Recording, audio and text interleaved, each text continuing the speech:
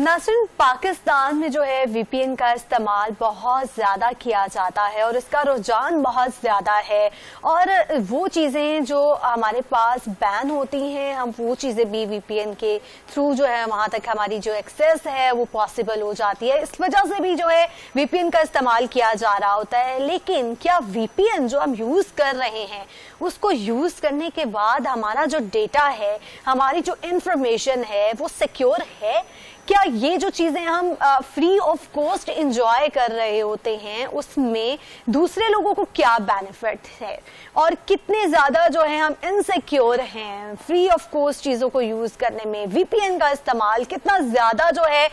वो उसके यूजेस तो हैं ही हैं, लेकिन उसके साथ थ्रेट्स कौन कौन से एसोसिएटेड है? इसी पे बात करने के लिए टेक्नोलॉजिस्ट अहमद मंजूर साहब हमारे साथ मौजूद हैं। अहमद साहब, वेलकम टू द शो।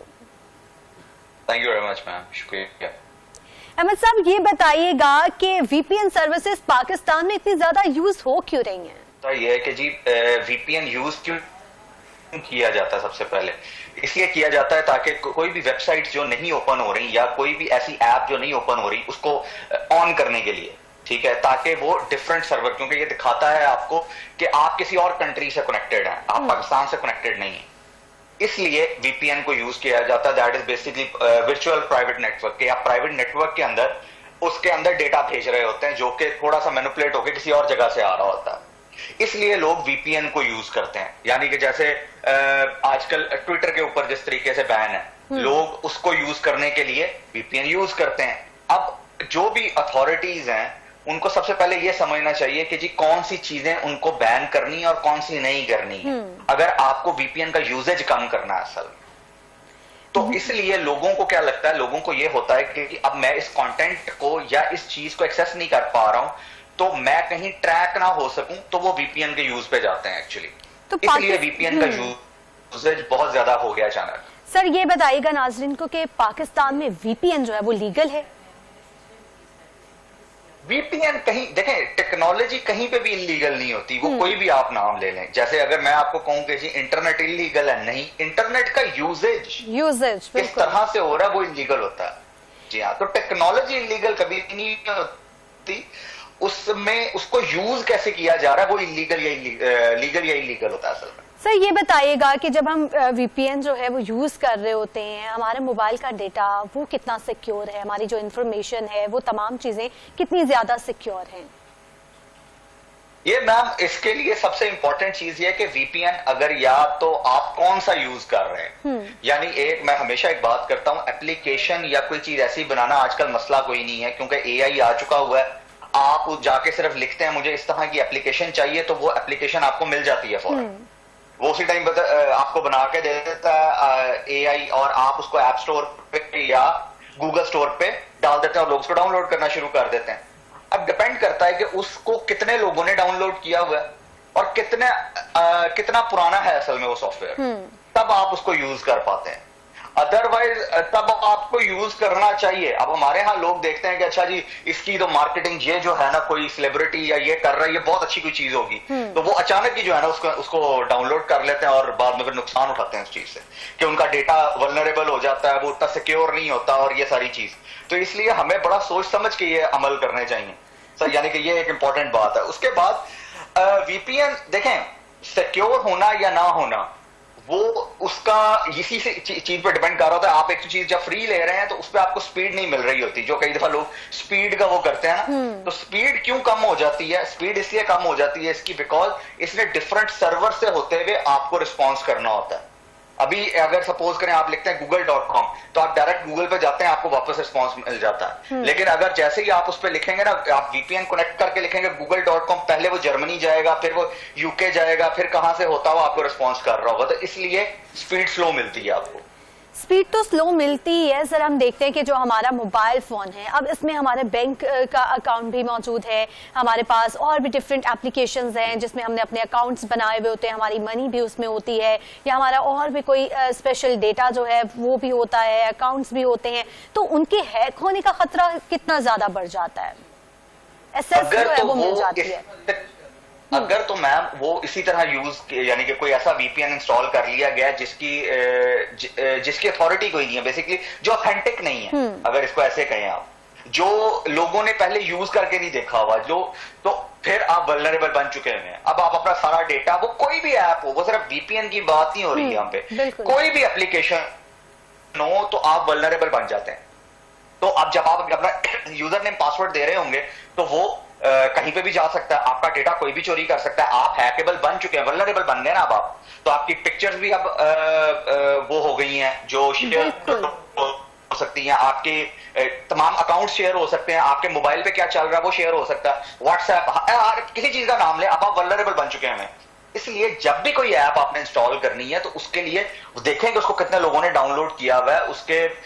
यानी कितना पुराना है असल में वो ऐप, तो फिर आप उसकी ऑथेंटिसिटी को वो कर सकते हैं असल में। अच्छा, हमारे यहाँ पाकिस्तान में जो है सेंसरशिप भी लगाई जा रही होती है बहुत सारी चीजों पर, तो वीपीएन जब हम यूज करके वो जो है हमारी आवाम देख रही होती है, पाकिस्तान जो है वीपीएन यूजर्स में सबसे आगे है ऑलमोस्ट, कि पाकिस्तान में बहुत ज्यादा यूज किया जा रहा होता है। तो फिर गवर्नमेंट क्या इस पे वो कर सकती है, क्योंकि सेंसरशिप अगर लगाई जा रही है तो उसका पर्पज यही है कि आवाम जो है वो चीज ना देखे, तो वीपीएन को तो हम यूज करते हुए वो चीज देख रहे होते हैं।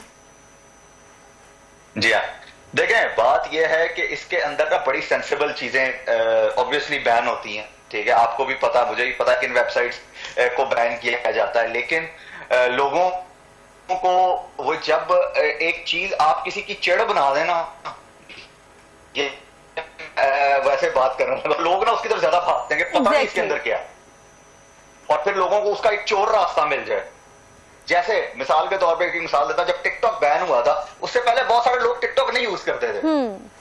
लेकिन जब बैन हुआ तो आधी दुनिया ने यूज करना शुरू कर दिया था कि पता नहीं, और एक हाइप क्रिएट हो जाती है कि अच्छा ये बैन कर दिया गया, और फिर एक खलबली सी मच रही होती है लोगों के अंदर कि क्यों बैन किया, पता नहीं क्या था, हम भी यूज करके देखें कितना ज्यादा मजा आएगा, क्या चीज होगी। तो आप जब चीज को बैन कर रहे होते हैं तो आप लोगों को ज्यादा इंगेज कर देते हैं। जी हाँ, यानी एक बंदे को एक चीज का नहीं भी पता ना, एक बंदे को एक चीज का नहीं पता उसको भी बता देते हैं भाई ये चीज है,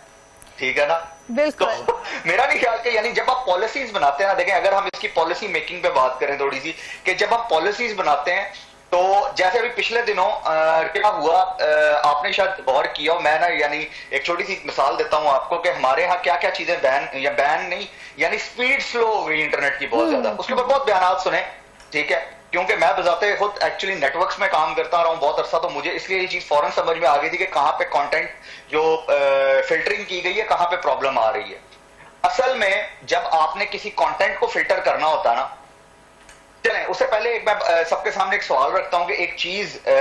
कौन कौन सी वेबसाइट्स की स्पीड स्लो हुई थी? फेसबुक, फाइबर, फूड पांडा,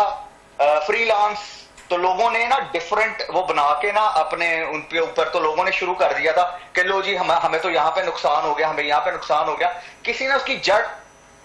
को नहीं पकड़ा था असल में, यानी इतने मिलियन डॉलर का नुकसान हो गया, ये हो गया, वो हो गया, एवरीथिंग, बहुत एक डिस्कशन चल रही थी। इन तमाम वेबसाइट्स में एक चीज कॉमन है, दैट इज वर्ड एफ।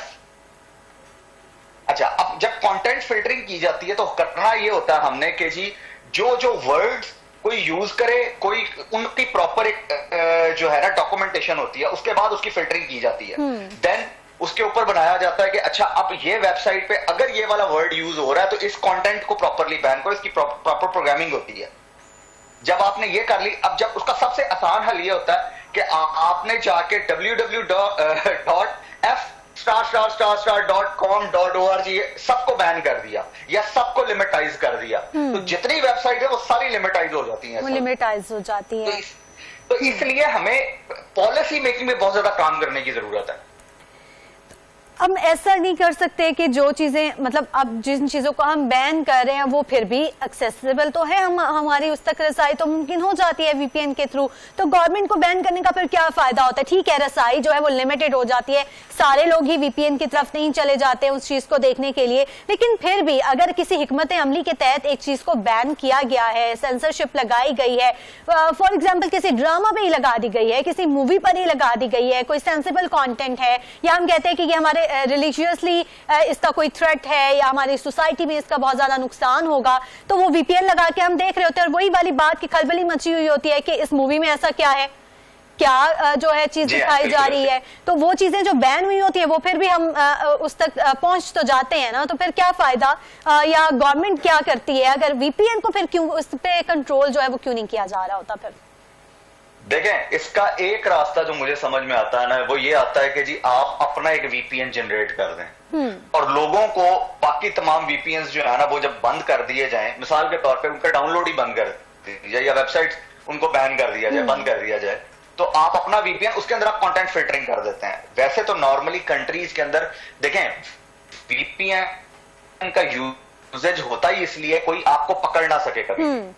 ठीक है, यानी कोई आप किसी दूसरे कंट्री में जहां पे व्हाट्सएप को उन्होंने बंद किया हुआ है, आप वीपीएन के थ्रू चलाते हैं उसको, कोई मसला नहीं, वो नहीं पकड़ सकते। वीपीएन के पीछे टेक्नोलॉजी इस तरह की है, उसको बनाया ही इस मकसद के लिए गया है कि वो आपके नेटवर्क को और प्राइवेट कर देता है और आप उसको नहीं पकड़ सकते हैं। लेकिन उसके लिए अगर प्रॉपर पॉलिसीज बनाई जाएं, जैसे हम डिफरेंट ऑफिसेज में बनाते हैं जी कि आपने यहाँ पे फेसबुक यूज नहीं करना, आपने यहाँ पे टोरेंट डाउनलोड नहीं करना, आपने और इस तरह के काम नहीं करने, तो व्हाई नॉट फुल कंट्री? इनके लिए भी पॉलिसीज बनाई जा सकती हैं, बिल्कुल, कि जी आपने इन वेबसाइट्स को ऐसे काम करना है, इनके ऊपर इतनी देर के बाद आपका पासवर्ड रीसेट होना चाहिए। जी हाँ, जी ठीक है। टेक्नोलॉजिस्ट अहमद मंजूर साहब हमारे साथ मौजूद थे। सर बहुत शुक्रिया आपके वक्त का। नाज़रीन, आज के प्रोग्राम में हमने वीपीएन के यूजर्स भी देखे और थ्रेट्स भी हैं इसके बहुत ज्यादा, तो आपने जब भी इस्तेमाल करनी है कोई भी चीज तो ये लाजमी देखना है कि जो चीज आप डाउनलोड कर रहे हैं, जो आप यूज कर रहे हैं, वो कितनी ज्यादा ऑथेंटिक है, उसका यूजेज उससे पहले कितना ज्यादा हो चुका है। इसके अलावा आज के प्रोग्राम में हमने बात की कि सिंगल पेरेंटिंग जो है उसके क्या क्या चैलेंजेस हैं, क्या क्या मसाइल हैं और किस तरह से जो है हम अपने बच्चों की अच्छी परवरिश कर सकते हैं। और फैशन ट्रेंड्स पर भी हमने बात की है, तो वही फैशन जो है वो फॉलो करें जो आपकी पर्सनालिटी को एनहांस करे, खूबसूरत बनाएं। और इसके साथ साथ हमने ये भी देखना है कि अब अमेरिका का सदर कौन बनेगा, ये भी हमें जल्द पता चल जाएगा। और फिर ये भी देखेंगे कि पाकिस्तान पर उसके क्या असरात होंगे, क्योंकि बड़ी चहमगोइयां की जा रही हैं कि जो भी अमेरिका का सदर होगा, बानी पीटीआई उनके साथ किसी न किसी तरह से रिलेट भी किए जा रहे हैं। यहाँ आज के प्रोग्राम से फिलहाल इतना ही, आपसे मुलाकात होगी